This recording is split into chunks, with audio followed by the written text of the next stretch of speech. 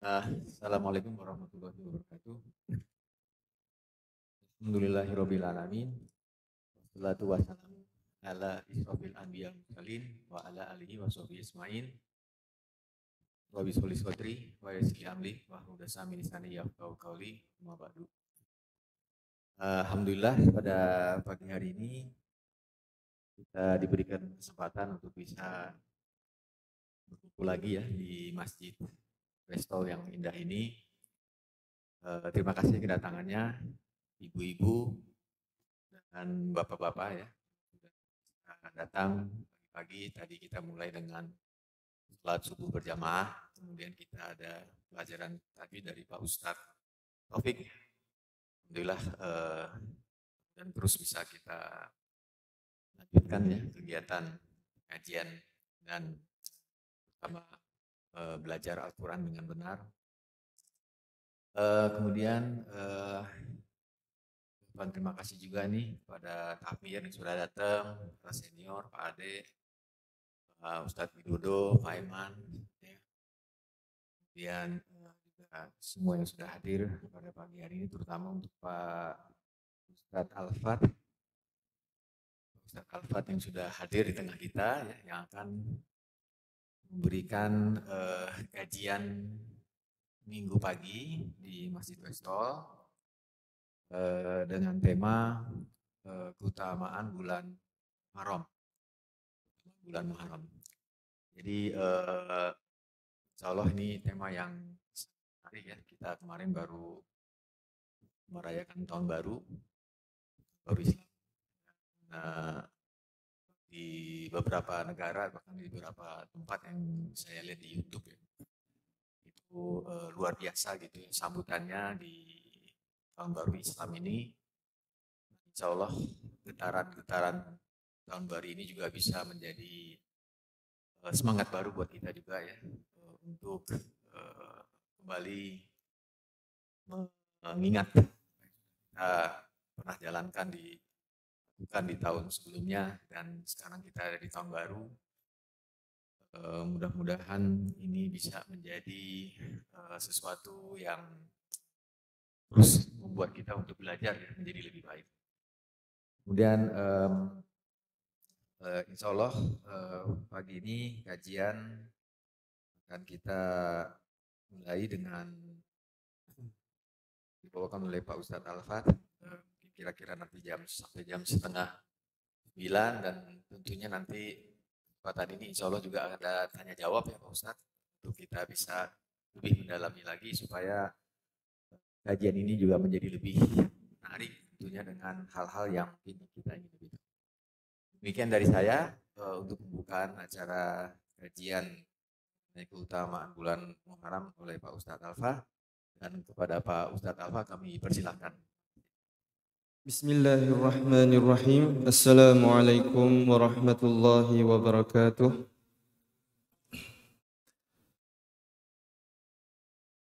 Alhamdulillahi wa kafa, wassalatu wassalamu ala nabiyihil mustafa wa ala alihi wa sahbihi alit tuqa wal wafa, amma ba'du. Pertama-tama hadirin wal hadirat yang dirahmati Allah Subhanahu wa taala, marilah kita panjatkan puji dan syukur kita kehadirat Allah Subhanahu wa taala atas segala nikmat dan kasih sayang yang tak terhingga yang dilimpahkan ke atas kita semua. Nikmat-nikmat yang tak terhitung. Bagaimana Allah berfirman, wa in ta'uddu ni'matallahi la tuhsuha. Ya, nikmat-nikmat yang tak bisa kita hitung oleh nominal, ya. Nikmat-nikmat yang tak bisa kita hitung dari segi materi, ya. Karena bentuk Rahman dan Rahimnya, sifat Rahman dan Rahimnya Allah Subhanahu wa taala itu meliput segala yang ada di dunia ini. Ya. Jadi yang merasakan rahmat dan rahimnya Allah Subhanahu wa taala itu tidak hanya kita manusia, akan tetapi semua sekecil semut apapun itu rezekinya, nikmatnya, ya, itu sudah ditentukan oleh Allah Subhanahu wa taala. Makanya tanggung jawab kita sebagai seorang hamba itu adalah untuk selalu bersyukur, ya, selalu bersyukur sehingga nikmat yang kita dapatkan itu ketika kita pakai untuk di dalam ketakwaan, ya, di dalam peribadahan, ya, di dalam istilahnya dalam konteks kita sebagai hamba, ya, Allah Subhanahu wa taala sudah sampaikan, ya, bahwa tujuan kita sebagai seorang hamba, ya, tujuan kita, esensi kita dilahirkan, didatangkan di dunia ini, yaitu apa? Untuk beribadah, ya. Hanya untuk beribadah. Ya, hanya untuk beribadah. Jadi, ya, wa ma khalaqtul jinna wal insa illa liya'budun. Jadi kalau kita telusuri di dalam ilmu balaghah gitu, ya, ilmu bayan, itu ada nafi ma'al istisna, ya. Nafi ma'al istisna itu sebuah kaidah yang menunjukkan, jadi di dalam kaidah ini itu dipakai banyak, ya, di dalam Al-Qur'an, ya, di dalam hadis gitu. Ya, bahkan di percakapan bahasa Arab keseharian juga, ya, kaidah ini selalu dipakai menunjukkan ketinggian sastra di dalam bahasa Arab, ya, nafi ma'al istisna. Jadi ketika Allah Subhanahu wa taala berfirman, "Wa ma khalaqtul jinna wal insa", ya, tidaklah aku ciptakan manusia itu apa? Illa liya'budun. Jadi jumlah yang tadinya itu merupakan jumlah yang negatif menjadi jumlah yang positif, ditambahkan lagi apa? Kekuatan, ya, ditambahkan lagi kepentingan yang harus kita jalankan di dalam jumlah tersebut, yaitu apa? Emang benar-benar secara singkatnya manusia ini harus hidup di dunia ini emang hanya untuk beribadah kepada Allah Subhanahu wa taala, ya. Akan tapi kita, ya, dengan kemanusiawian kita, ya, kita makan, kita minum, ya, mencari nafkah. Itu semua, ya, itu semua merupakan hal yang lumrah kita sebagai seorang manusia. Lalu Allah Subhanahu wa taala tunjukkan apa? Ayat tersebut agar kita menjadikan segala aktivitas kita dari kita bangun sampai kita tidur itu tidak sia-sia. Yaitu apa? Dengan beribadah kepada Allah Subhanahu wa taala. Dan semuanya itu bermulai dari niat, ya, dari niat. Sebagaimana di dalam hadis, ya, arba'in, ya, hadis yang pertama, dibayangkan kitab-kitab hadis, ya, kitab sunan, ya, kitab sahih. Itu hadis yang paling pertama itu pasti dibahasnya itu hadis tentang niat, ya. Innamal a'malu binniyat wa innama likulli imri'in ma nawa. Ya, faman kana hijratuhu ila Allah wa rasulih fa hijratuhu ila Allah wa rasulih. Ya, innamal a'malu binniyat. Jadi semua hal yang dilakukan oleh kita itu harus disertakan dengan niat, ya. Apapun yang kita lakukan itu disertakan dengan niat, dan apapun pekerjaan yang kita lakukan itu semua tergantung dengan niat yang kita sematkan di dalam hati kita, ya. Bahkan sholat sekalipun itu hanya akan menjadi bentuk olahraga saja, ya, seperti sport kardio saja, ketika pada awal sholat tersebut tidak didahului oleh sebuah niat, gitu, ya. Semoga Allah Subhanahu wa taala menjauhkan diri kita semua dari sifat yang bisa menghantarkan kita kepada kufur nikmat dan menjadikan kita seorang hamba, termasuk golongan hamba yang menggunakan nikmat-nikmat tersebut dengan sebaik mungkin sehingga kita bisa beristiqomah di dalam ketaatan kepada Allah Subhanahu wa taala. Salawat serta salam tak lupa juga kita haturkan kepada baginda Nabi besar Muhammad sallallahu alaihi wasallam, yang dimana kita dinasibkan untuk menjadi umatnya, ya. Sebagaimana kita ketahui banyak sekali fadilah, ya, banyak sekali keutamaan yang telah Allah Subhanahu wa taala nasibkan kepada kita hanya dikarenakan kita itu menjadi umatnya Nabi Muhammad sallallahu alaihi wasallam. Ya, semoga Allah Subhanahu wa taala menasibkan kita termasuk golongan hamba yang layak untuk menjadi umatnya Nabi besar Muhammad sallallahu alaihi wasallam, menjadi umat yang hakiki sehingga kita bisa bersamanya dan mendapatkan syafaatnya di yaumul qiyamah nanti, insyaallah. Amin ya rabbal alamin. Insyaallah, para hadirin wal hadirat, ibu bapak yang dirahmati Allah Subhanahu wa taala, tak terasa kita telah menjalankan banyak sekali aktivitas, ya. beragam-beragam aktivitas yang kita jalankan di muka bumi ini, ya, sehingga yang mengantarkan kita juga kepada perjalanan waktu, ya, dari waktu ke waktu, hari ke hari, tahun ke tahun, ya. Kita sebagai hamba Allah Subhanahu wa taala, Allah Subhanahu wa taala sudah menetapkan waktu, ya, untuk kita semua, ya, menetapkan umur untuk kita semua sehingga kita bisa mengaplikasikan umur-umur kita itu di waktu-waktu tersebut dalam ketaatan. Dan Allah Subhanahu wa taala juga menetapkan, ya, dari waktu-waktu tersebut itu di sisi Allah itu ada 12 bulan, ya, sebagaimana Allah berfirman di surah At-Taubah. Astaghfirullah, At-Taubah ayat ke-36. Astaghfirullah, bismillahirrahmanirrahim. Inna 'iddatash syuhuri 'indallahi 12 syahran fi kitabillahi yauma khalaqas samawati wal arda minha arba'atun hurum. Ya. Jadi bulan-bulan di sisi Allah Subhanahu wa taala itu ada 12, ya. Ada 12. Yauma khalaqas samawati wal arda minha, ya, di mana hari-hari Allah menetapkan apa? Langit dan bumi. Ya, dari hari di mana-mana Allah menetapkan langit dan bumi itu, Allah sudah menetapkan juga bahwa apa? Bulan-bulan itu ada 12. Dan dari bulan-bulan tersebut, ya, minha arba'atun hurum. Ya. Dari 12 bulan tersebut ada 4 bulan yang di mana Allah Subhanahu wa taala muliakan, ya. Allah Subhanahu wa taala sematkan di dalam Al-Qur'an, ya. Allah SWT dalam Al-Quran sehingga disebut arba'atun hurum, ya, bulan-bulan hurum, ashhurul hurum atau yang kita ketahui, ya. Kalau kita lihat telusuri dari lughat, ya, dari etimologisnya, hurum itu, ya, mempunyai banyak makna, ya, dalam bahasa Arab gitu, ya. Uniknya bahasa Arab itu, ya, ketika harokah berbeda, ya, ketika satu huruf pun berbeda, itu apa? Bakal berubah segala maknanya, ya. Makanya pentingnya kita misalnya ketika mempelajari Al-Qur'an, ya, mempelajari tajwid, itu yang terpenting itu adalah apa? Menjaga tujuan akhir kita mempelajari tajwid, tujuan akhir kita mempelajari makharijul huruf, ya.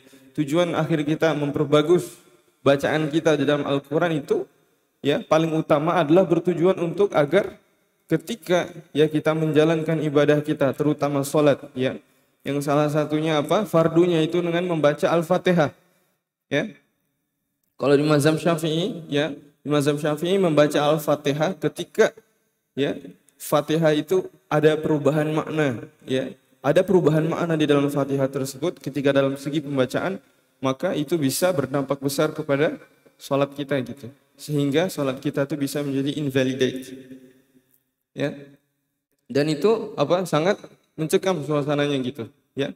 Termasuk ketimbangan-ketimbangan yang harus kita perhatikan ketika kita menjalankan sholat-sholat kita. Apakah minimal apa yang kita baca di sholat tersebut itu apa? Bacaan tajwidnya dan makhrajnya itu benar, ya. Ini salah satu keunikannya bahasa Arab karena, ya, ketika salah satu huruf aja itu berbeda, ya, ketika salah satu harokatnya aja pun berbeda, apabila itu merubah makna, ya, maka itu akan apa? Mengancam kesahihan salatnya gitu, ya. Makanya ketika ditanyakan apa? Ilmu apa yang paling penting, ya, di dunia ini gitu, ya. Ilmu apa yang paling penting di dunia ini? Ya tentunya ilmu duniawi, ya, ilmu ukhrawi. Ketika kita balansikan itu sangat penting, akan tapi ilmu yang terpenting dari hal tersebut itu adalah ilmu untuk mempelajari agar ibadah kita itu diterima oleh Allah Subhanahu wa taala dari segi kacamata fikih gitu. Ya. Dari segi taharahnya. Istilahnya kita mempelajari ilmu-ilmu yang tinggi gitu, ya. Tapi dari segi taharahnya belum dijaga. Ya. Makanya di kitab-kitab fikih semua bab yang paling pertama ditaruh di depan itu adalah bab toharoh gitu, ya. Dari sistematiknya itu yang paling pertama ditaruh itu bab toharoh, menunjukkan apa, ya, ini juga dalam ilmu balaghat disebutkan at-taqdimu yufidut takhsis, ya, sebuah ketika sesuatu itu didahulukan, ketika sesuatu itu kedepankan, itu menunjukkan berarti apa, kepentingan, betapa pentingnya hal itu di atas hal-hal yang datang setelahnya gitu. Ya. Berarti toharoh itu emang lebih penting dari sholat gitu. Ya. Karena apa? Sholat kita juga tidak akan sah kalau toharatnya tidak diperhatikan gitu. Ya. Kembali lagi kepada al-hurum, ya kata al-hurum. Jadi ada al-hirmu, ada al-hurumu, ya dari segi etimologisnya. Jadi al-haramu, al-hurumu, al-hirmu. Jadi tiga kata yang berbeda, ya itu tiganya beda-beda makna, ya. Dan ada juga al-haramu, ya. Kalau al-haramu, hara alif mim, ya. Hara alif mim itu berarti sebagaimana kita ketahui haram, ya sesuatu yang diharamkan oleh Allah Subhanahu wa taala, ya. Tapi kalau al-hirmu, ya al-hirmu itu berarti sesuatu yang mulia, ya sesuatu yang mulia, sesuatu yang dijaga, sesuatu yang tertutup gitu, ya al-hirmu. Makanya dari bulan-bulan ini, ya ada bulan-bulan yang Allah Subhanahu wa taala muliakan, ya. Jadi para ulama itu makanya indahnya ketika kita mempelajari tafsir, ya. Dari kata Ashhurul Hurum ini aja, ya, al-hurumu itu bisa ditafsirkan oleh banyak dan semuanya itu pada ujungnya bersamaannya itu masuk common sense gitu, ya. Maksudnya dari segi pemahamannya itu bisa masuk semuanya, ya. Dari segi penafsiran para ulama.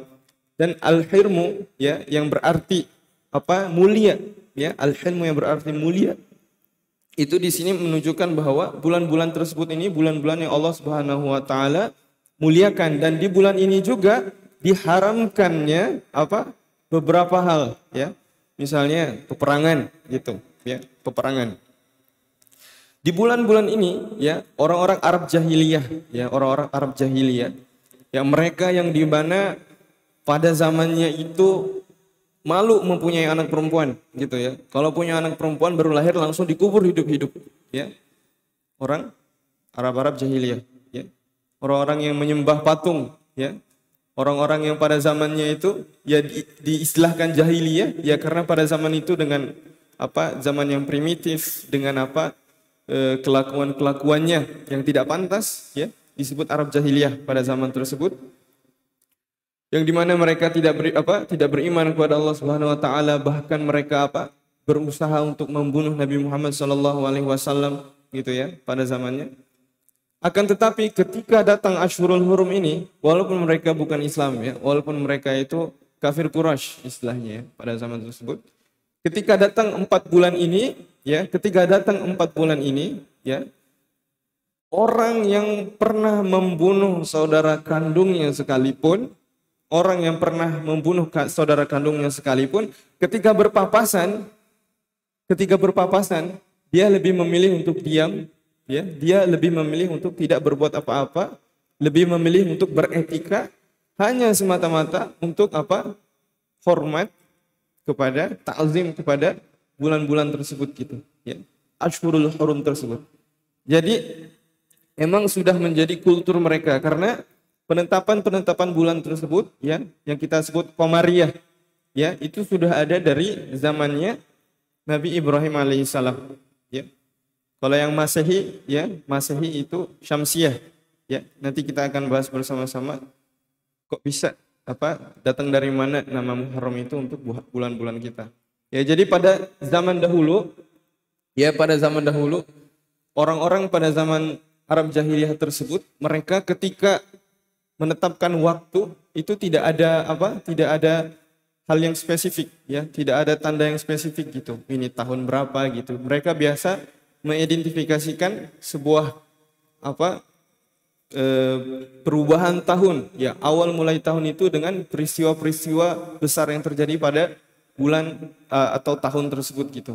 Ya, misalnya Rasulullah Shallallahu Alaihi Wasallam lahir di tahun gajah gitu, ya. Kalau orang zaman dahulu tidak ada yang bilang Rasulullah itu lahir pada tanggal 12 Rabiul Awal misalnya, ya. Tapi biasanya lebih kepada lahirnya pada tahun gajah, karena emang pada orang-orang pada zaman tersebut ketika bilang tentang tahun, ya, mereka itu lebih identifikasi tentang kejadian-kejadian besar yang terjadi, misalnya kejadian kepemimpinan ini gitu, atau misalnya kejadian pada tahun ini eh,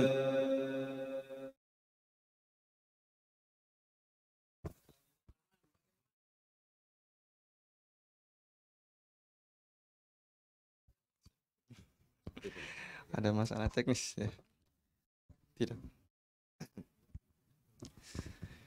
Jadi pas waktu orang Arab jahiliyah itu ketika mereka menetapkan suatu tanggal, ya mereka lebih prefer untuk menetapkan kejadian-kejadian untuk mengingatkan kejadian-kejadian pada tahun tersebut gitu, ya.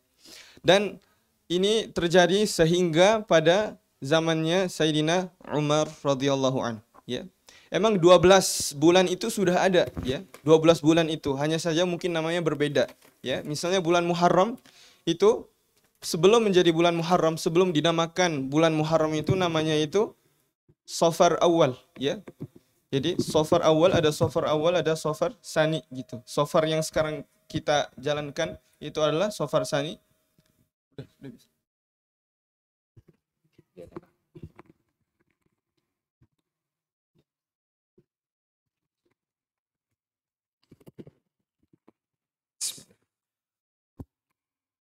Sedangkan sofar pada zaman dahulu itu, ya, istilah-istilah tahunnya itu berbeda gitu. Akan tetapi tetap pada zaman itu belum ada istilahnya yang namanya kita sebagai umat Islam mempunyai kalender sendiri. Sampai pada zamannya Sayyidina Umar, kekhalifahannya Sayyidina Umar radhiyallahu an. Ya. Jadi mulai dari ada seorang sahabat, ya, di sebuah kota, seorang gubernur, ya, Abu Musa al-Ash'ari namanya, ya, ketika mengirimkan maktub kepada Sayyidina Umar sebagai seorang khalifah, ya, di maktub tersebut tertulisnya bulan Sya'ban gitu, ya, bulan Sya'ban. Nah, jadi pas di mejanya Sayyidina Umar itu melihat ini ada banyak kertas gitu. Dan pas dikirim, ini bulan Sya'ban yang mana gitu. Bulan Sya'ban tahun ini, apa bulan Sya'ban tahun kemarin, apa yang gimana gitu. Jadi kesulitan di dalam membedakan tahun gitu. Nah, dan dalam waktu itu pula emang para sahabat, ya, termasuk Sayyidina Ali radhiyallahu an, itu sudah ingin mengusulkan bahwa kita sebagai umat Islam harus mempunyai tahun, ya, takwim kita sendiri gitu, ya, harus mempunyai kalender kita sendiri gitu, ya. Dan itu juga merupakan salah satu usul dari Sayyidina Ali, para sahabat yang lain, khususnya dari sejarahnya itu dari awalnya mulai Abul Mansur al-Ash'ari, ya, ketika mengirimkan maktub, ya, ketika saling mengirimkan maktub, mereka merasa ada hal yang harus kembangkan di sini. Dan Sayyidina Umar radhiyallahu anhu juga merupakan seorang pemimpin yang terkenal dengan ketegasan, dan juga tak lupa juga dengan ketegasannya tersebut beliau merupakan seorang yang selalu beristisyarah gitu, ya. Jadi kalau ada apa-apa gitu beliau istisyarah, ya. Beliau kumpulkan para sahabat, ya, para pembesar-pembesar pada zaman itu, para gubernur, ya, istilahnya kayak sidang paripurna gitu misalnya dikumpulkan, ya. Itu membahas tentang kapankah kita harus menetapkan awal tahun kita sebagai tahun kalender Islam gitu, ya. Dan dari beberapa pendapat, ya, dari beberapa usul, ada yang mengusulkan ya udah kita tetapkan saja awal bulan tahun kita itu, tahun Islam kita itu dengan kelahirannya baginda Nabi Muhammad sallallahu alaihi wasallam, ya. Pendapatnya itu ditolak gitu, ya. Karena Sayyidina Umar radhiyallahu anhu itu menginginkan ketika ada pergantian tahun itu, menginginkan perubahan yang terjadi oleh umat gitu, ya. Makanya pada ujungnya diambil peristiwa hijrah, ya. Jadi diambilnya peristiwa hijrah untuk awal mulainya kalender kita, kalender hijriah, tahun kita, tahun hijriah, itu diambil dari peristiwa hijrah, ya. Hijrahnya Nabi Muhammad SAW dari Mekah ke Madinah setelah 3 tahun mendakwahkan dakwahnya secara diam-diam, ya. Jadi pada tahun itu kita tahu, ya, selama 3 tahun diam-diam itu umat Islam sangat kesulitan, ya, sangat kesulitan di Darul Harb, ya, di mana mereka untuk hidup sebagai seorang muslim pada zaman tersebut itu sangat kesulitan, ya. sangat tersiksa sehingga udah sampai ke tempo di mana apa Abu Jahal mengumpulkan pembesar-pembesar Quraisy ya merencanakan untuk membunuh Nabi Muhammad SAW ya. Nah, memang kalau kita telusuri dari tarikhnya ya dari sejarahnya itu hijrah itu terjadi pada bulan Rabiul Awal ya, pada bulan Rabiul Awal. Akan tetapi wacana hijrah itu, wacana tersebut itu sudah ada 2 bulan sebelum bulan Rabiul Awal itu, yakni bulan Safar Awal ya, yaitu bulan Muharram. Sudah ada dari bulan Muharram gitu ya wacana untuk berhijrah ya. Karena hijrah tersebut gitu, esensinya hijrah. Kenapa Sayyidina Umar radhiyallahu anhu dan para sahabat lain itu menentukan ya kalender kita itu dengan kalender hijrah ya, karena apa? Karena ingin mengingatkan kita ketika kita sudah memasuki tahun baru ya, itu sudah waktunya kita untuk apa? Hijrah dari diri kita, tidak hanya dari segi materi, akan tapi dari segi jasmani dan kualitas iman kita kepada Allah Subhanahu wa taala gitu ya. Dan pas banget pada bulan Muharram ya. Bulan-bulan yang dimana diharamkan perperangan ya, ketika jelaskan ini saya melanjutkan ayatnya, fala tazlimu fihinna anfusakum ya, fala tazlimu fihinna anfusakum. Di dalam ayat yang sama surat Taubah ayat 36 itu dibahas fala tazlimu fihinna anfusakum, janganlah kalian menzalimi diri kalian di bulan-bulan ini ya. Para ulama mentafsirkan yang masukkan zalim ini apa ya, berbuat zalim ini apa. Ada yang menjelaskan kalau tidak boleh berperang di bulan-bulan ini ya. Ada juga yang menjelaskan tidak boleh melakukan maksiat pada bulan-bulan ini, yang menahan diri kita dari hal-hal yang diharamkan oleh Allah Subhanahu wa taala pada bulan-bulan ini ya. Jadi momentum yang paling tepat istilahnya untuk taubat nasuha, momentum paling tepat untuk merubah diri kita dari diri versi kita yang dulu menjadi versi yang lebih baik itu adalah bulan ini ya, bulan Muharram ya. Jadi sengaja Sayyidina Umar bersama para sahabatnya itu mengambil momentum hijriah sebagai awal mulainya tahun itu agar mengingatkan kepada diri kita semua bahwasanya ya tidak hanya pergantian tahun, akan tetapi diri kita juga harus berganti gitu ya. Berganti dari diri kita yang lama, yang dimana mempunyai banyak dosa sehingga masuk ke tahun yang baru ya, lahir seperti bayi yang baru lahir gitu ya. Karena esensinya hijrah itu ya, esensinya hijrah itu adalah hijrah dari sesuatu yang diharamkan oleh Allah Subhanahu wa taala ya, sesuatu yang bertentangan, menghijrahkan diri kita kepada hal yang lebih baik ya. Itulah esensi dari hijrah. Makanya dipilihlah hijriyah itu penanggalan awal kalender kita itu dengan bulan hijriyah ya, mengingatkan kita agar kita tetap selalu bisa berhijrah dari diri kita yang dulu ke diri yang lebih baik lagi.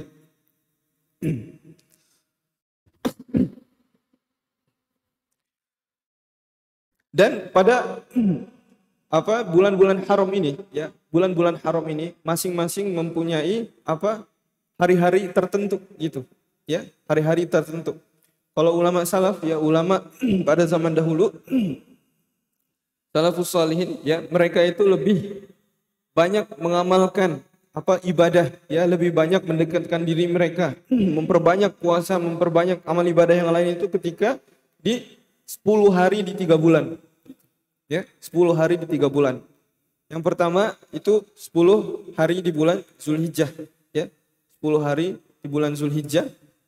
10 pertama di bulan Zulhijjah. Terus di bulan Ramadan ya, 10 terakhir di bulan Ramadan. Ya, karena di 10 terakhir di bulan Ramadan tersebut ada Lailatul Qadar ya, ada Lailatul Qadar. Kalau di bulan Zulhijjah itu ada hari Arafah gitu ya. Dan kalau di bulan Muharram, di 10 awal pertama bulan Muharram itu ada yang namanya hari Asyura. Ya, hari Asyura. Jadi dinamakan Asyura itu dari kata bahasa Arab 10 ya. 10 menunjukkan 10 hari ke-10 dari bulan Muharram ya. Karena memang daripada zaman dahulu itu di hari Asyura, di tanggal 10 Muharram tersebut emang dari sebelum ditetapkannya kalender Muharram, kalender penetapan Hijriah, itu di tanggal 10 Muharram itu emang sudah terjadi banyak sekali peristiwa-peristiwa, ya, peristiwa-peristiwa sejarah yang penting di dalam Islam. Salah satunya misalnya Nabi Adam alaihissalam, itu taubatnya beliau diterima itu pada 10 Asyura. Diciptakannya Nabi Adam dan Hawa juga, Nabi Adam alaihissalam dan Hawa juga pada 10 Asyura, ya, pada bulan Muharram, dan diturunkan ke buminya juga, ya, itu pada 10 Asyura, ya. Dan di antara yang lain misalnya seperti Nabi Nuh, ya. Jadi Nabi Nuh ketika berlayar, ya, berhijrah istilahnya, ya, membawa para kaum-kaumnya, ya, yang beriman kepada Allah Subhanahu wa taala, itu juga pada 10 Asyura, ya. Kalau ada yang nanya tentang sejarah bubur Asyura gitu, ya. Bubur Asyura. Ya. Bubur Asyura itu sejarahnya datang dari zaman Nabi Nuh tersebut gitu. Ya. Bisa dikatakan bubur Asyura itu merupakan makanan yang pertama kali dibuat setelah banjir besar, ya, pada zaman Nabi Nuh tersebut. Ya. Makanan pertama yang dibikin, ya. Kenapa disebutkan Asyura? Karena peristiwa kejadiannya itu juga dibikin pada 10 Asyura, ya.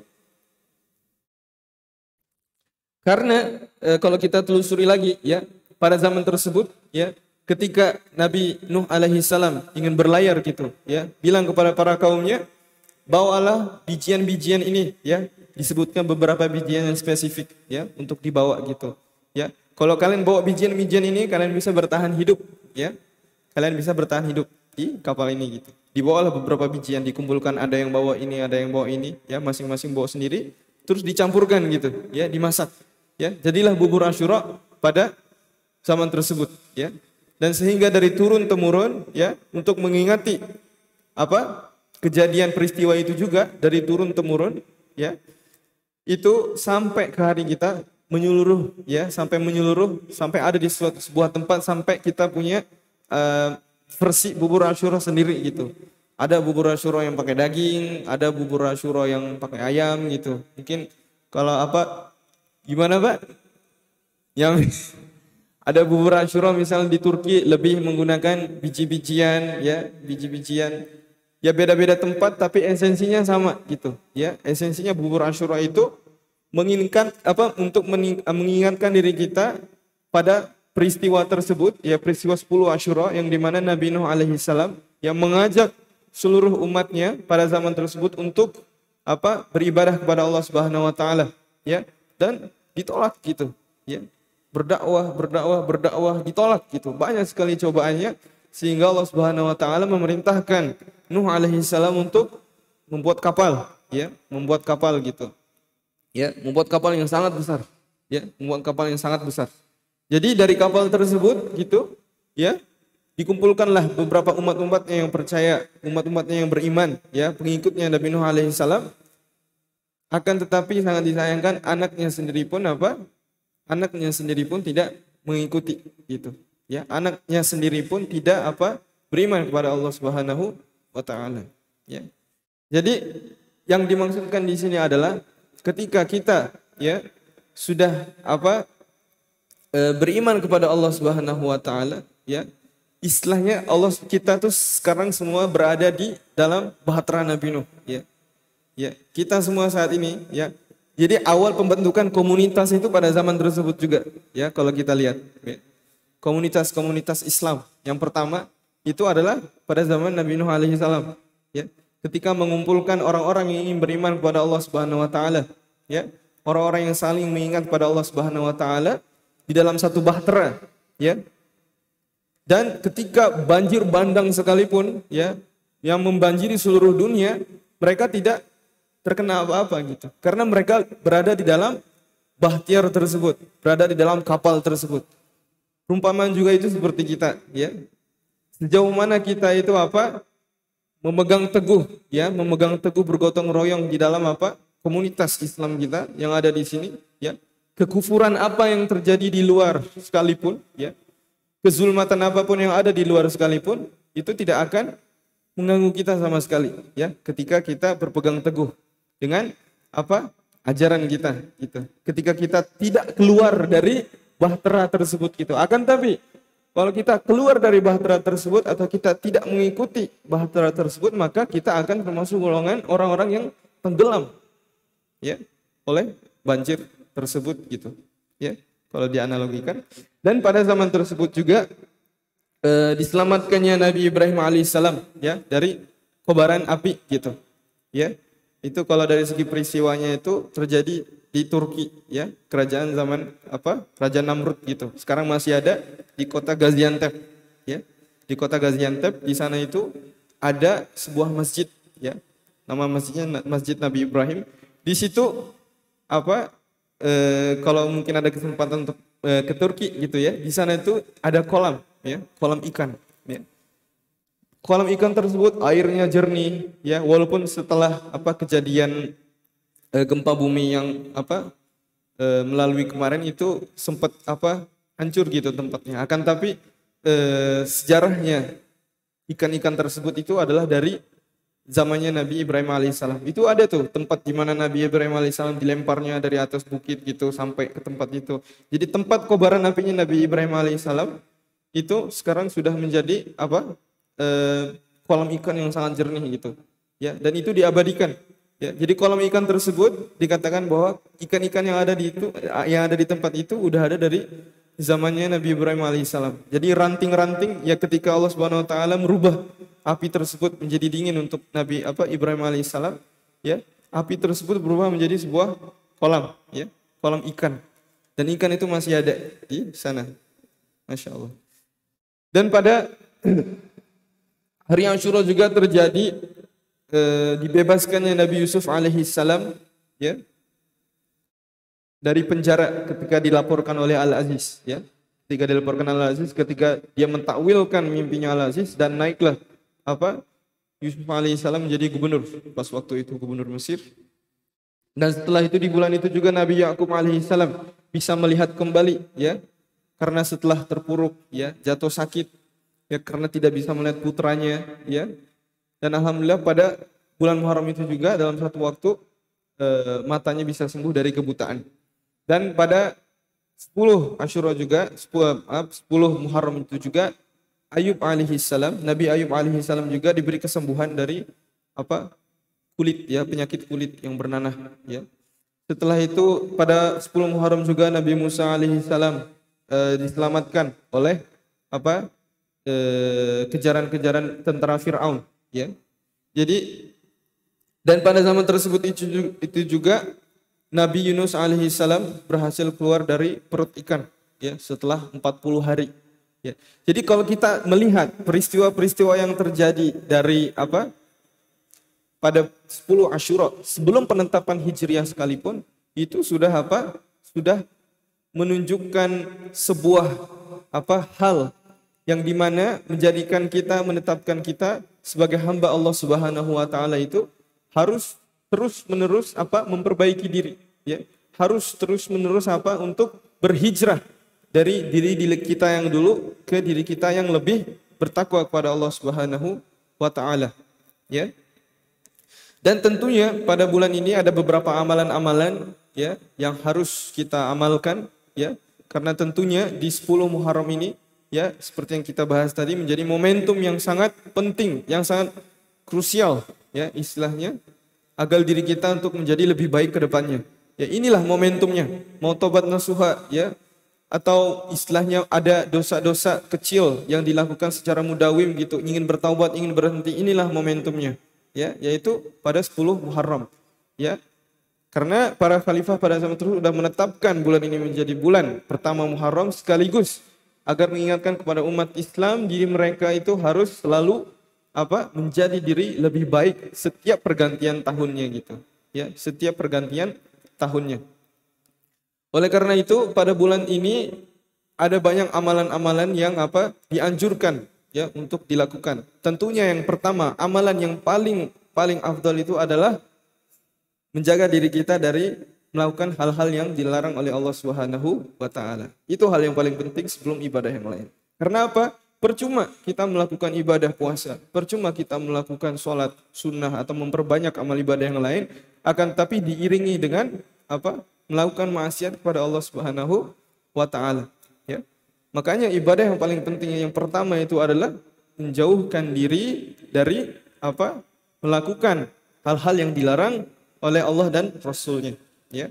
Jadi kalau emang level kita menjaga diri kita pada bulan-bulan sebelumnya, tahun-tahun sebelumnya itu level 3, ya. Kalau udah masuk tahun baru Hijriah ya, 1445 ini harusnya levelnya dinaikin lagi gitu, ya.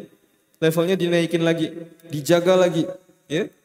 Jadi setelah misalnya ketika kita sudah melakukan hal tersebut, udah menjagakan menetapkan diri kita jauh dari hal-hal yang dilarang oleh Allah Subhanahu wa taala, maka diri kita itu, hati kita akan lebih mudah untuk mendapatkan nikmatnya beribadah kepada Allah Subhanahu wa taala. Ya, terkadang ketika kita beribadah, kita hanya merasakan ibadah itu sebagai rutinitas saja. Ya, kita merasakan ibadah itu hanya sebagai apa? Aktivitas keseharian, ya. Bangun tidur, ya. Jam segini sholat, ya. Jam segini sholat subuh, sholat zuhur, sholat asar, sholat maghrib. Ya, sehingga sudah menjadi aktivitas keseharian. Ya, padahal esensinya itu adalah ketika seseorang itu mendapatkan nikmat, ya. Ya, jadi di dalam sebuah hadis ada yang menjelaskan kalau ketika seseorang itu mempunyai kesempatan untuk melakukan maksiat, ya. Udah terkadang kita tuh melakukan hal-hal yang dilarang bukan karena kita mau, tapi terkadang karena ada kesempatan gitu, ya. Jadi ada sebuah makalah yang menjelaskan kalau ketika kita itu ada kesempatan untuk melakukan dosa, ya. Melakukan dosa, ya. Ada opportunity untuk melakukan dosa, tapi kita lebih memilih untuk tidak melakukannya, ya. Kita memilih untuk tidak melakukannya. Ada peluang, ya. Semuanya ada untuk melakukan dosa itu, tapi kita memilih untuk tidak melakukannya dan lebih memilih untuk meninggalkannya, ya. Maka Allah Subhanahu wa taala akan memberikan kenikmatan di dalam setiap ibadahnya gitu, ya. Jadi apa? Berarti ketika kita beribadah, ya, ketika kita tidak merasa kenikmatan dari ibadah tersebut, berarti yang harus kita koreksi itu apa? Dari hal-hal apa yang kita langgar itu, ya. Kira-kira hal-hal apa yang kita lakukan sehingga tidak bisa mendapatkan nikmat dari ibadah-ibadah ini gitu, ya. Jadi di bulan ini, ya, di bulan ini udah waktunya kita untuk memperbanyak segala amal ibadah kita, ya. Karena tidak ada yang tahu umur, ya. Tidak ada yang tahu umur. Allah sudah menetapkan 12 bulan, ya. Tapi Allah juga ngasih kita umur gitu, ya, umur. Jadi umur kita ini bisa dipakai sampai mana gitu, ya. Umur kita, selagi umur kita masih ada, ya, berarti belum terlambat untuk bertaubat, ya. Selagi umur kita masih ada, belum terlambat untuk istilahnya memperbaiki diri kita, ya. Sekelam apapun masa lalu kita, ya, sekelam apapun masa lalu kita, ya, walaupun masa lalu yang kita bahas itu adalah sehari sebelum hari ini, akan tetapi umat muslim itu emang dituntut untuk menjadi pribadi yang lebih baik dari hari kemarin, gitu, ya.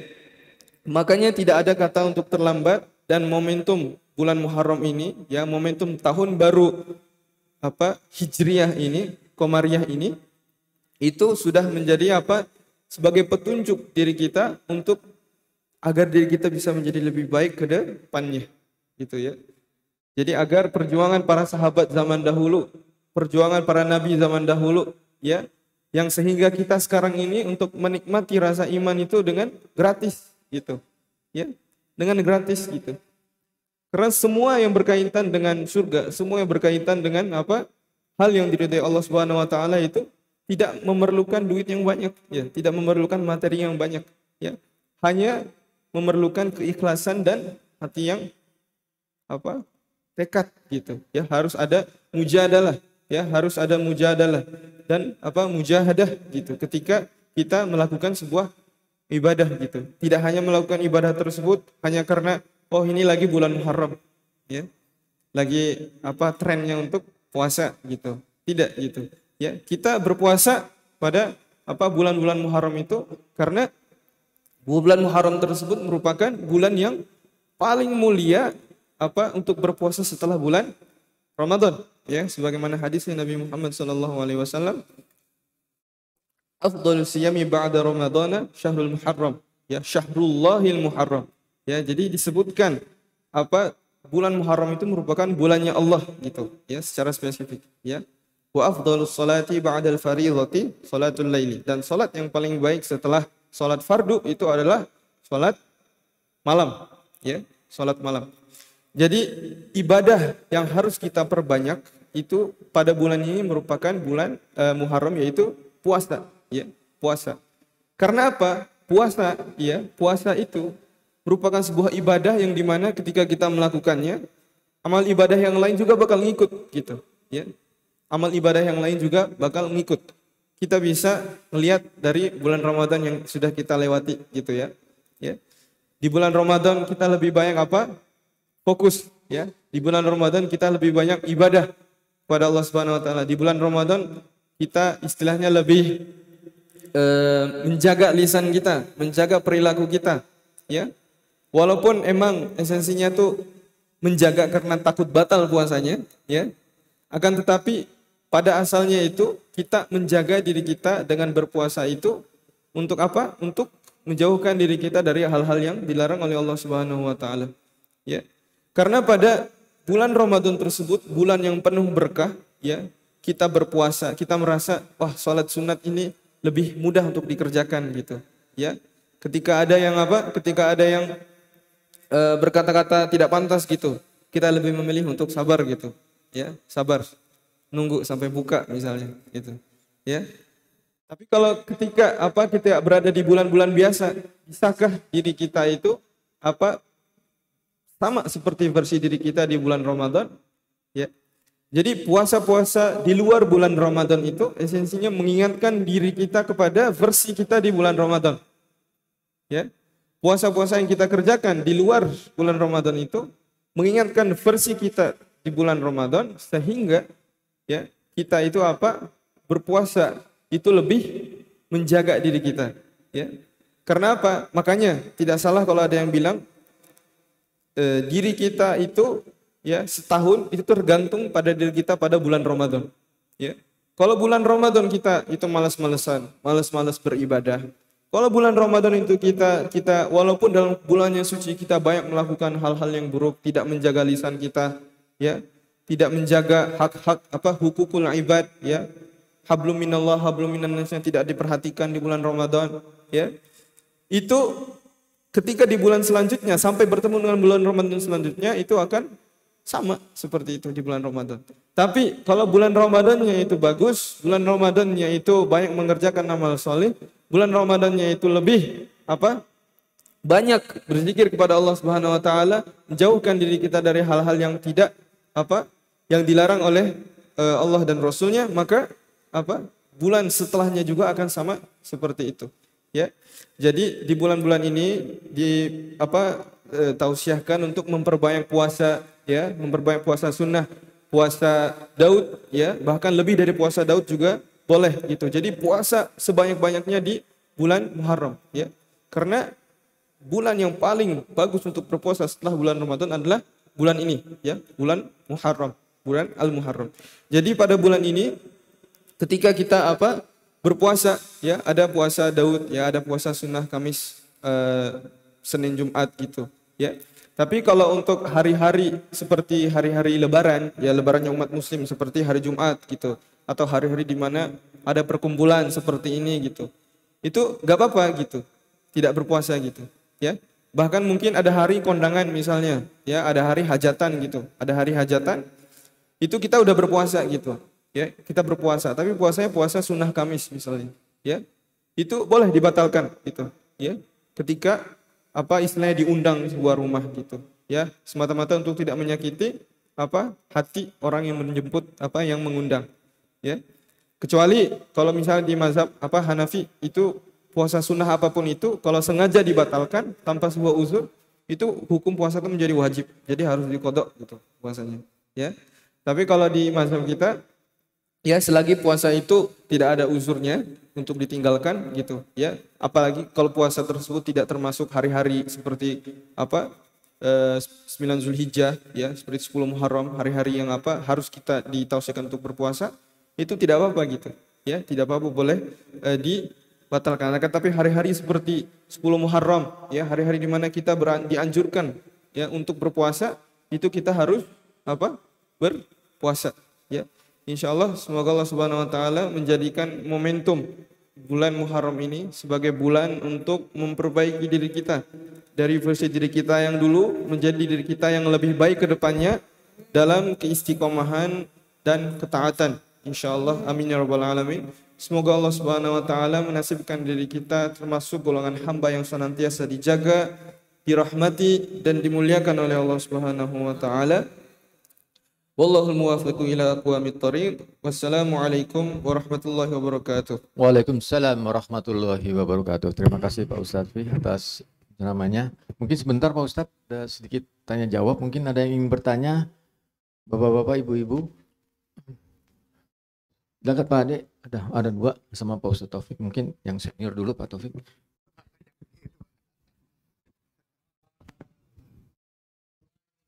Terima kasih Pak Barman. Maaf ini ibu-ibu, bapak-bapak, acara makan paginya diundur karena ada pertanyaan. Pak Ustadz, tidak sedikit saya temui ketika menjelang bulan Muharram, itu dimulai dengan menjelang malamnya itu. Dimulai dengan puasa dulu dan kemudian membaca doa akhir tahun dan awal tahun. Nah, apakah itu sangat dianjurkan seperti puasa Asyura atau bagaimana? Terima kasih. Jadi stage level dianjurkan atau tidak dianjurkannya itu tergantung dari dalil yang diambil untuk diamalkannya gitu ya. Jadi seberapa kuat dalil tersebut ya. Sebagaimana kita tahu adillah syar'iyyah asliyah itu ada 4 ya, ada Quran ya, sunnah, qiyas dan ijma gitu. Dan ada juga adillah syar'iyyah far'iyyah ya. Ada 12 misalnya seperti ada sekitar 12 itu, mohon maaf saya lupa 12-nya, tapi yang terpenting itu ada 4 ya, sunnah, kitab sunnah, ijma dan qiyas gitu. Jadi ketika kita melihat amal ibadah yang dilakukan di bulan-bulan mulia tersebut, itu tentunya diri kita ya sebagai hamba itu harus memperbanyak amalan-amalan nafilah selain dari amal-amalan yang wajib ya. Misalnya kalau sholat itu udah jelas kewajibannya ya, wa aqimus shalah gitu ya, tapi tidak dijelaskan sholatnya berapa rakaat misalnya, dijelaskan dengan hadis sunnah gitu. Misalnya enggak ditemui oleh sunnah ya, ada di ijma gitu, yaitu asas diambilnya dalil untuk ibadah-ibadah yang kita lakukan gitu. Tapi kalau seperti ibadah misalnya ada yang menganjurkan kayak minum susu ya, katanya minum susu di bulan awal Muharram gitu. Kenapa? Untuk tafaulan. Tafaulan itu apa? Karena sifatnya susu itu putih ya, bentuknya putih. Jadi ketika kita minum pada awal 1 Muharram itu bisa jadi kita mengharapkan 1 tahun setelahnya itu warnanya itu putih. Maksudnya apa? Putih, jauh dari hal-hal yang buruk gitu. Dilarang oleh Allah Subhanahu wa taala. Nah, apakah boleh melakukan hal tersebut ya? Apakah hal itu sama seperti dengan puasa 10 Muharram? Ya, kalau 10 Muharram itu udah langsung dijelaskan oleh sebuah hadis. Ya, jadi Rasulullah SAW itu berpuasa di 10 Muharram, akan tapi di dalam hadis tersebut disebutkan lebih baik kalau ditambah dengan 9 Muharram, yaitu Tasu'ah, membedakan agar kita dari orang-orang yang Yahudi. Apalagi kalau ditambah 3 plus 1 lagi, ya 3 itu langsung bisa menjadi puasa sunnah 3 hari di 1 bulan ya. Karena misalnya di mazhab Hambali dan Syafi'i itu kita emang dianjurkan untuk berpuasa 9 dan 10 ya, 9 dan 10. Kalau di mazhab Hanafi itu makruh kalau hanya berpuasa di tanggal 10-nya saja, 10 Muharram ya. Jadi dalil yang diambil untuk berpuasa di 10 Muharram itu emang diambil dari sebuah hadis. Akan tetapi kalau seperti doa-doa ya yang dilakukan oleh awal tahun itu merupakan sebuah bentuk upaya diri kita untuk memperbaiki diri kita, untuk meningkatkan ketakwaan kita. Maka selama amal itu tidak melanggar 4 basic dalil tadi ya, tidak melanggar 4 basic dalil tadi, apalagi menambahkan ketaatan kita kepada Allah Subhanahu wa taala, maka itu diperbolehkan dan boleh-boleh saja gitu. Jadi kalau dari segi levelnya itu doa-doa tersebut diambil oleh mungkin para ulama ya, para orang-orang soleh gitu istilahnya, atau mungkin mempunyai ilmu laduni. Jadi kalau selama doa itu tidak melanggar basic 4 tadi, itu boleh diamalkan, Pak. Mungkin bisa menjawab pertanyaannya.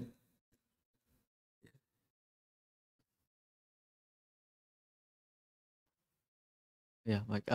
Terima kasih Ustaz atas kesempatannya. Saya di sini ada 2 pertanyaan tapi singkat saja Ustaz.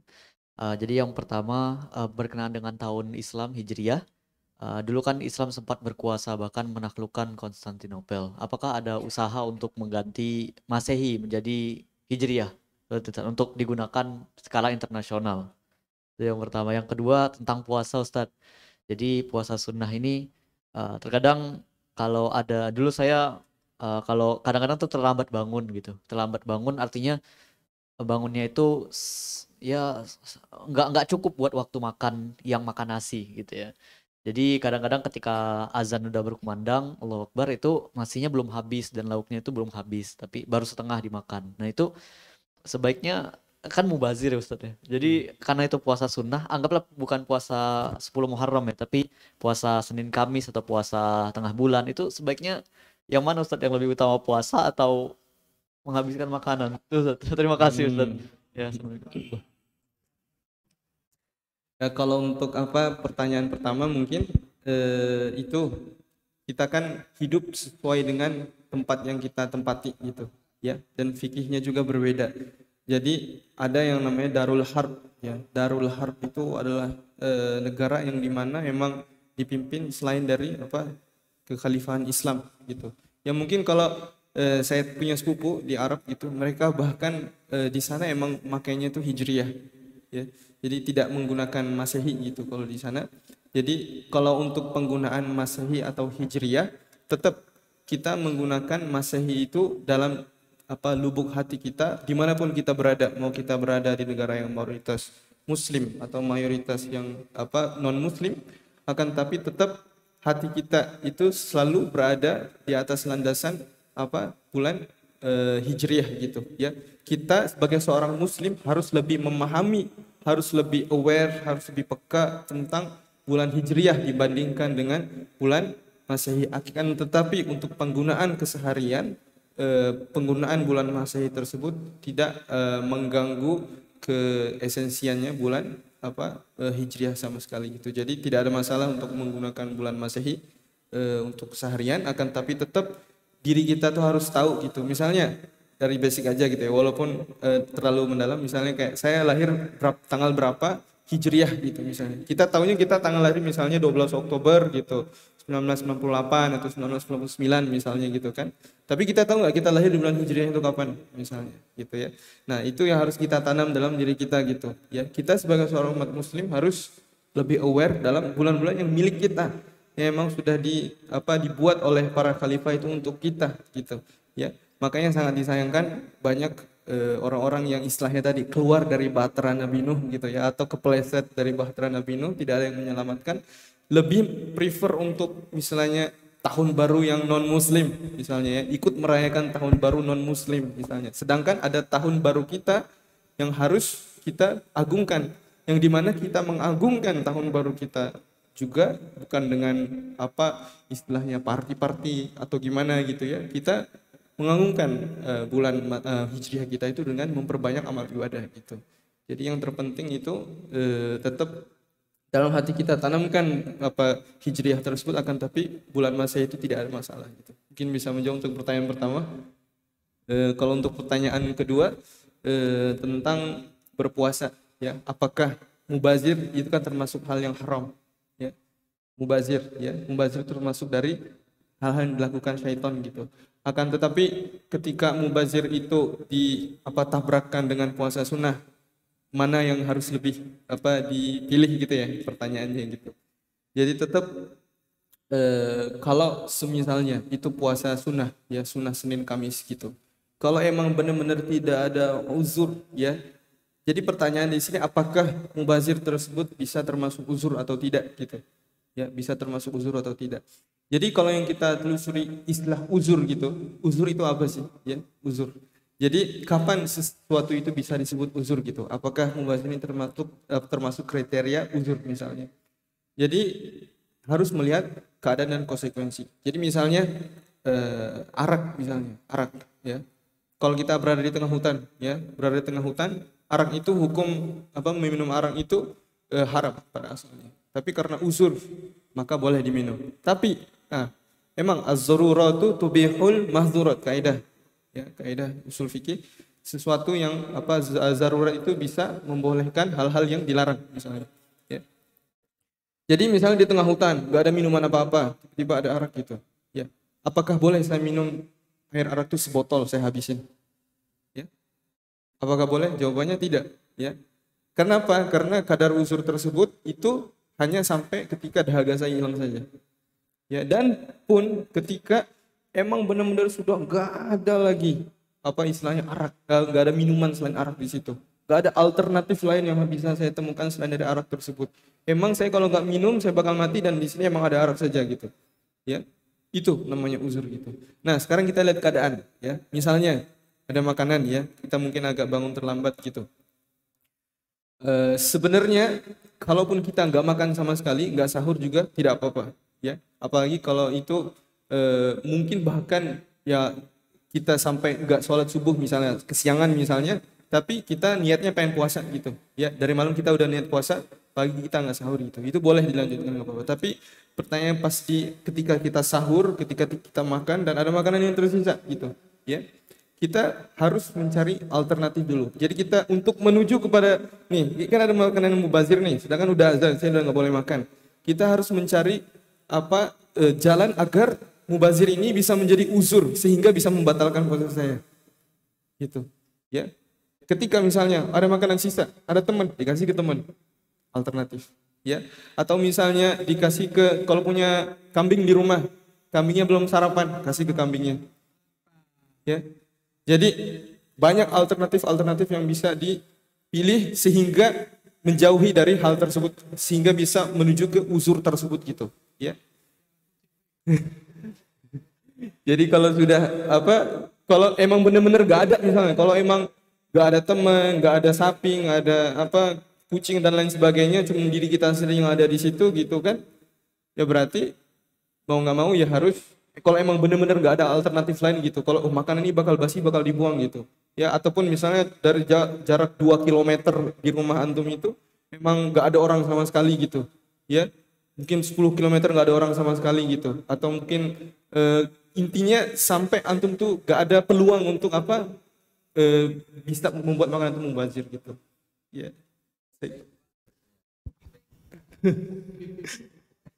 Take away ya, take away. Ataupun misalnya makanannya bisa ditaruh di toples, nanti bisa dipakai buat buka misalnya gitu. Jadi banyak alternatif yang bisa diambil sehingga tidak sampai ke stage level uzur gitu. Saya kira begitu insyaallah. Ya, terima kasih Pak Ustadz. Mungkin Pak Taufik punya banyak teman, punya banyak nomor HP, bisa di-sharing kalau ada makanan sisa. Solusinya gampang Pak Taufik itu. Sepertinya Pak Ustadz, ibu-ibu satu ada yang mau nanya, kalau ada kasih kesempatan biar sama. Iya. Enggak ada ya. Lancar semua ya. Oke. Mungkin kalau tidak ada sesi pertanyaan Pak, bisa saya mau sampaikan. Iya, silakan. Insya Allah nanti minggu depan ya, pas banget tanggal 10 Muharramnya, itu kita di Noble Park Usmania Islamic Culture Center, kita ada festival ya. Barangkali ada yang puasa 10 Muharram dan ingin buka puasanya di festival kita, itu boleh banget ya. Jadi kita ada 2 hari festival.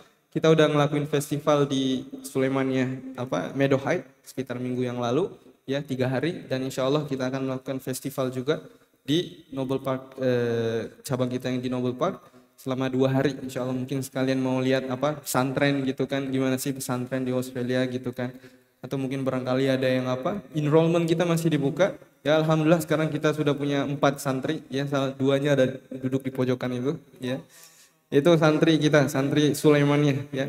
Mereka udah selesai juz 30 ya, sudah selesai menghafalkan Yasinnya. Sekarang mereka sedang memperbagus makhraj mereka ya, memperbagus tajwid mereka agar insya Allah menjadi pelopor-pelopor sosok alim di masa depan nanti insya Allah ya. Insya Allah Fatih dan Falah ya, insya Allah sekarang baru 4 santri kita ada 14 slot, jadi masih ada 10 yang kosong istilahnya, yang mau merasakan gimana mondok ya sebagai sistem yang di sana. Seperti itu insya Allah. Terima kasih banyak, semuanya diundang insya Allah untuk acara insya Allah ya, tanggal 10 ya. 9-10 itu hari Kamis Jumat Pak. Berarti 28 sama 29 ya. Itu Kamis Jumat.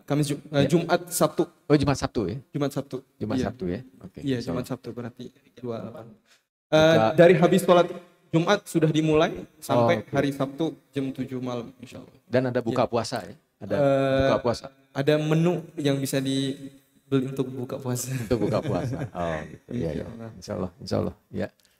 Ya, insya Allah. Jadi makasih Pak Ustadz Alfa atas kajian pagi ini mengenai Muharram ya. Jadi mudah-mudahan ini menjadi bekal buat kita semua di tahun-tahun selanjutnya, kita bisa lebih meriah lagi. Tadinya saya juga berpikir mungkin hari Jumat ya kita bisa buka puasa kita di sini ya untuk merayakan hari ke-8, 9 dan 10 Muharram. Mungkin juga bisa seperti itu ya. Tapi terima kasih tadi Pak Ustadz undangannya. Insya Allah nanti di festival di Mos Noble Park ya Pak ya. Ustadz, kita akan bisa juga berkunjung ke sana untuk melihat saudara-saudara kita dan bisa melihat pesantren yang ada di sana. Ya, mungkin itu. Terima kasih Pak Alfat atas Pak Ustadz Alfat atas kajiannya pada pagi hari ini. Terima kasih juga Bapak dan Ibu semua yang sudah hadir dan ikut meramaikan kajian kita. Insya Allah minggu depan kita akan terus melanjutkan kajian Al-Quran bersama Pak Ustadz Taufik. Mudah-mudahan bisa terus Pak, walaupun kita tadi sudah selesai tajwid, tapi masih ada advance tajwid lagi yang bisa kita lakukan. Dan kemudian kita juga tetap ada kajian ya Pak Widodo hari Minggu, dan dimohon kehadirannya Bapak Ibu semua untuk bisa mengikuti rangkaian kegiatan kita secara terus-menerus di setiap hari Minggu paginya. Kemudian untuk ibu-ibu, terima kasih yang sudah menyiapkan sarapan kita breakfast setiap paginya, luar biasa, Masya Allah. Mudah-mudahan menjadi berkah untuk kita semua. Demikian dari saya, mewakili saya tutup acara kajian kita di pagi hari Minggu ini dengan membaca surah Al-Kafaratul Majelis. Subhanakallahumma wa bihamdika asyhadu alla ilaha illa anta astaghfiruka wa atubu ilaik. Wassalamualaikum warahmatullahi wabarakatuh.